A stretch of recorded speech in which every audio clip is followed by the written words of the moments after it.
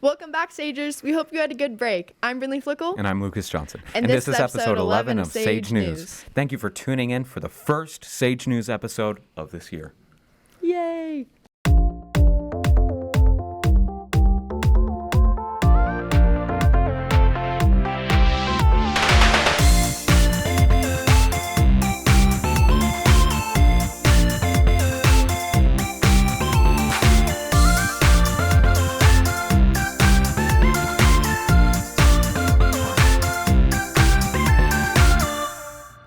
Let's head over to Ellis with some information about book club. Oh.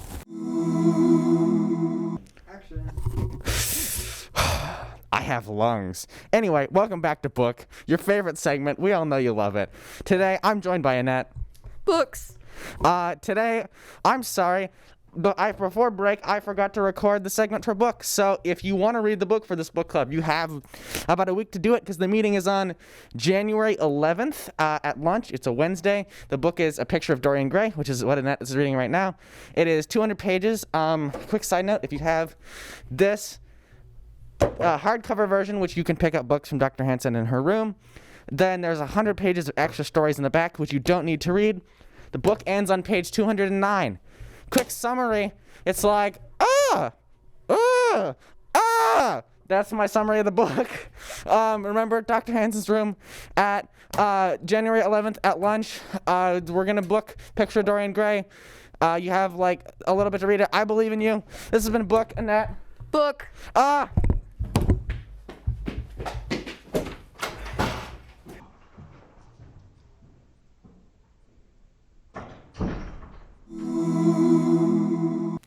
Let's check back in with the Kardashian drama.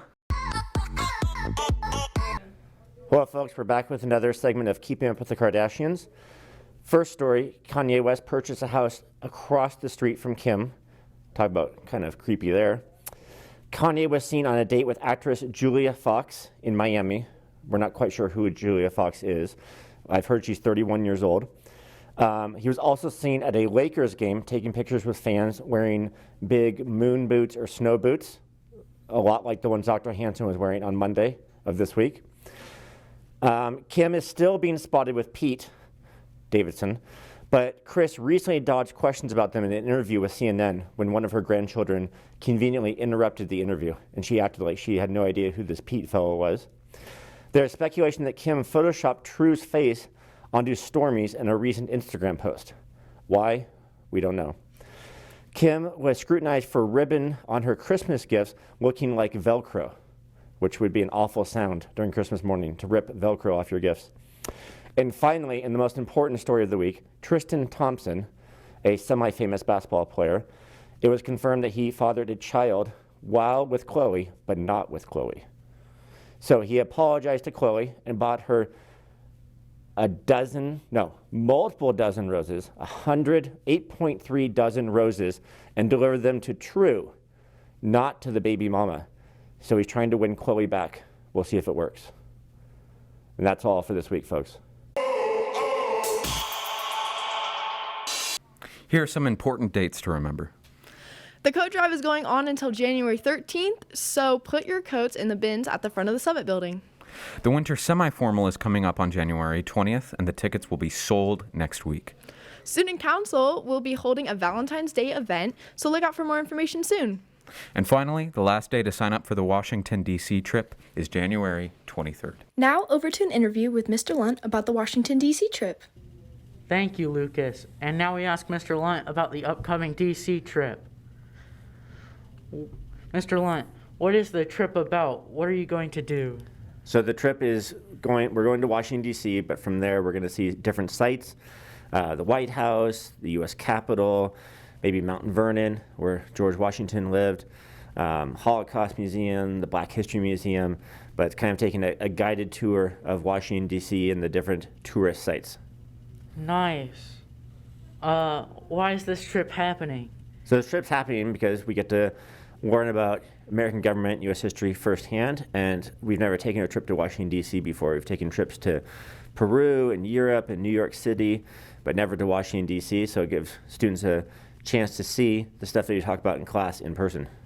Have you ever been to Washington, D.C. before? So I've been twice. Once was in November, and the company that is going to take us, they flew me out there with a bunch of other teachers and took us on kind of like a mini tour of Washington, D.C. So we got to see lots of different places. They put us up in a nice hotel and fed us and took us on these nice tour buses that have reclining seats and charging stations for your phone. So we're not going around D.C. on school buses. These are pretty nice buses we get to take around for our tour.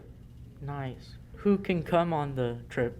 So anybody who's a current high school student, either at Sage or another school, so if you have friends or siblings who are in high school but not at Sage, they can go as well. But anybody who's 9th through 12th grade, no middle schoolers allowed, but any high school student. When is the deadline for people to get a spot, and when is the trip? So the trip is April 8th through the 12th of this year during spring break. It's kind of the beginning of spring break, so you can get back and still have some time to hang out and do other things during spring break. And so be taking part or place during spring break. And the last time to sign up, the final date is January 23rd. So if you want to sign up, let me know, and we can get you signed up for the trip. Okay, thank you. And now let's dab. No, like that. No, you have to go like that. Okay. And now for the first Skylar in the Hall of 2022. We're kicking things off by making fun of Skylar and his child.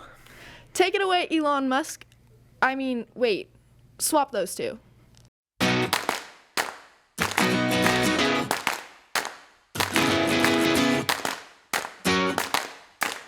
Ladies and gentlemen, welcome to Skylar in the Hall. Today's question is, how do you pronounce Elon Musk's child's name? So, how do you pronounce that, ladies and gentlemen? Let's see. Okay, do you know Elon Musk has a child? Yes. Can you say his name for me? No. No, say the name. Just try. XEI 12. I don't know. XAEA 12? Okay. Shay 12. Xiang 12. That is very close. I know that part is like Ash.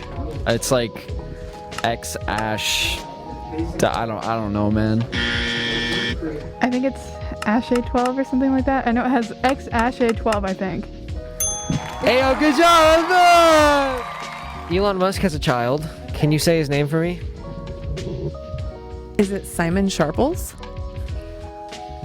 That is actually correct. Good job. High five. High five. You know, Daddy Musk gets to do whatever he wants, so. Okay. Oh, and that's all for Sage News today. Until next time. I'm Brindley Flickle. And I'm Lucas Johnson. And that's a wrap.